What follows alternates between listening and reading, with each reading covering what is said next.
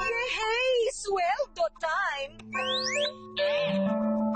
Pero matapos na parte-partihin ang mga gastusin, kinakabahan ka pa rin.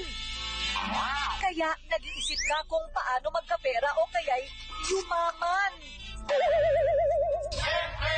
Interesado ako dyan! Wes, ang tip number 1, pwedeng subukan ang multi-level marketing.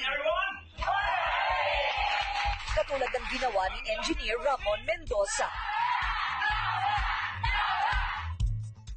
Boss siya noon sa sariling negosyo. Ngunit minalas, sumadsad ang kabuhayan. Ang resulta ay nagkautang-utang.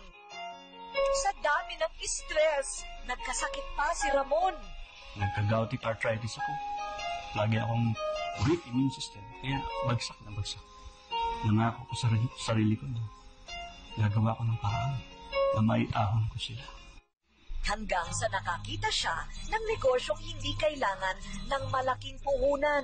Wala akong ibang choice kasi maghanap ng negosyo na pinakamalit lang ang kapital. Wala na nga akong pera. Negative na nga ako.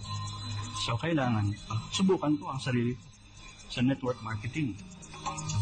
Dahil kapos sa pera, ang kapital na 9,000 piso, pinaabonohan niya muna sa kaibigan. Ang kapalit nun ay 2 bote. Tsaka yung business kit. Tapos, ginamit ko yun. Abay, gumaling ako. By the way, ladies and gentlemen, sino ba ang gusto pumita dito? Nasa kamay! Kumbinsido siya nakikita pagkalipas ng 6 na taon. Aba, nakabili na siya ng bahay. Nakapagpundar ng sasakyan. Nakakapagliwaliw na sa abroad ang kanyang buong pamilya.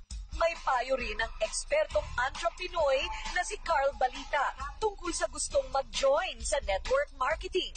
Kailangan palakihin mo ang kayang abutin ng network mo at kailangan sigurado ka at naniniwala ka sa produkto na binibenta mo. Ginagamit mo to, pinaniniwalaan mo siya, kaya mo siya binibenta. At syempre, pangatlo, ikaw ba mismo bibili ng produkto kung iba ang nagbebenta sa'yo? Ang tip number 2, maging dealer.